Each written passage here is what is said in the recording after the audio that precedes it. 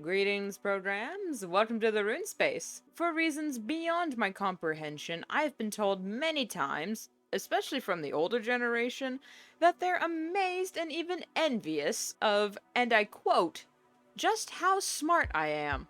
I know, I'm just as baffled as you are, guys. And this isn't me trying to gas myself up with a humble brag. I'm being serious. Many people have commented on my perceived intelligence, and I feel bad having to break the news to them. I'm not that smart, man. Far from it. I just get curious about things and look it up. Nothing extravagant or complex. Just good old-fashioned detective work. But, for the sake of being an advice video, I guess I could make a list of steps of things you can take to get more smarter. In descending order. Number 1, as in the first thing you should do, understand your learning type. The dictionary definition of a learning type is the different ways individuals best absorb and process information. Pretty straightforward. Some studies say there's like 7 styles of learning, but they all boil down to a core 4. Visual, as in looking at charts and diagrams. Auditory, listening and hearing instructions. Cognitive, as in taking notes or just reading it in a book. And kinesthetic, meaning actually doing it. No matter how you study or don't study, everyone fits into a category. And you don't have to have just one type, you can multi-class this stuff. I am a very auditory person. I've always preferred audiobooks and being read to over actually reading. As a kid, I could perfectly quote entire movie scenes, movements and all. But I'm also visual. Show me a diagram, a map, or a graph that's color-coded and I got that shit. Mostly. Once you figure out your learning style, the rest should come easy. Not a lot of people know about this because it's not really talked about in schools, which is probably why a lot of people struggle in academics. Actually, people struggle in academics because teachers would only explain things one way, and if it's not the way your brain works, guess what? You're the idiot. I am not a cognitive learner. If I have to read or am forced to take notes on something, I'm not going to remember it as much as just listening to the teacher. My dyslexic ADHD ass can't slow down enough to take in what I'm hearing and translate it into legible handwriting on paper without missing half the lecture. The key to understanding the world is to first understand oneself. Socrates, probably. Number 2, always ask questions. I know this one is said a lot, especially in schools, where in the same breath they'll belittle you for not paying attention if you dare ask for clarification or reiteration. But it is true. Staying curious about how and why things are is how we learn in the first place. Remember being a kid and constantly asking your parents questions like, why is there wind, or why is it so hot in the evening? Depending on your parents, they would answer, and that's what you believed until discovering otherwise. Wind is caused by different air temperatures mixing in with the atmosphere, and temperature is based on how fast molecules are vibrating. It's not the trees sneezing, Dad. And evenings are warmer due to all the heat that has been absorbed throughout the day. Thanks for not lying to me, Mom. Ask questions, but sniff for bullshit.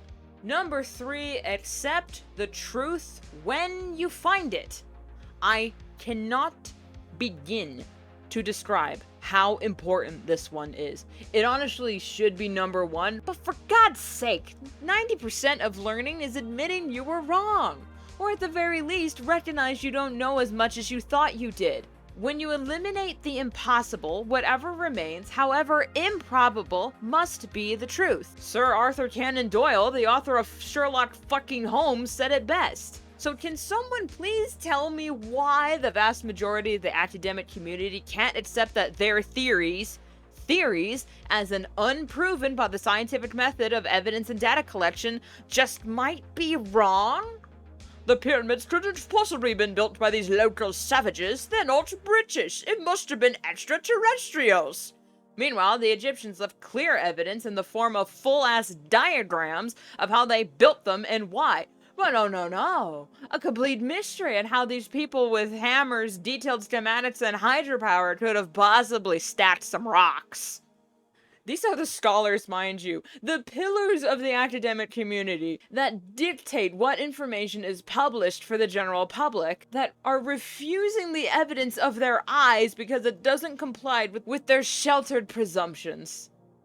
If you believe the pyramids, or any ancient structure really, was built by aliens, guess what? You're a racist bigot! Smart people come in all sorts of colors, shapes, and sizes. Grow up, get educated! Moving on! Number 4, pattern recognition. This one is kind of self-explanatory. The faster you can recognize a pattern, the easier you can predict an outcome. I don't really have much to say on this one, but I included it solely because it is so integral to the learning process that's really all there is to it. Cause and effect, test, results, input, output, action, reaction. Some people get so wrapped up in the study and practice of it all, they forget the basic principles of cognitive function. Being aware of something, no matter how mundane, opens the world to you.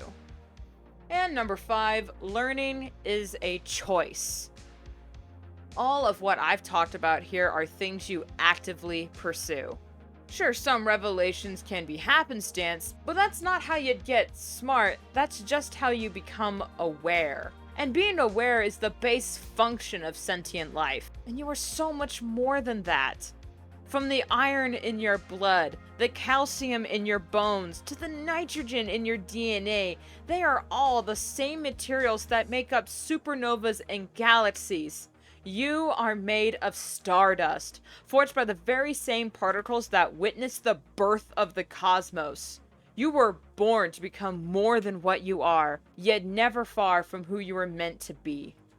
Complacency is the murder of progress. In a world where everything is constantly changing, shifting, and evolving, your mind and state of knowledge has no excuse for the contrary. You are the only thing standing in your way of self-improvement. Whether it be your mentality, your craft, or your understanding, once you make the choice to learn and move forward, you will. So there you have it. My personal checklist of how to actually get smart. This is by no means a definitive list, and I am not the paragon of wisdom some people think I am. I only recently figured out that you're supposed to cream the butter and sugar before adding the eggs when baking.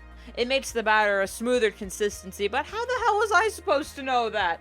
The recipe just says combine butter, sugar, and eggs. Not butter, sugar, then eggs. Did I miss a staff meeting where it was decided that all cookbooks just assume you already know how to bake? Home ec isn't taught in schools anymore. Damn you, Judith Romilly. The autism is strong with this one. Speaking of, next video is gonna be a doozy of a hyperfixation that is ruining my life. But until then, be sure to like, comment what your learning type is, and subscribe to stay tuned. Something about a Ko-fi link, and we will meet again in the stars. Space out!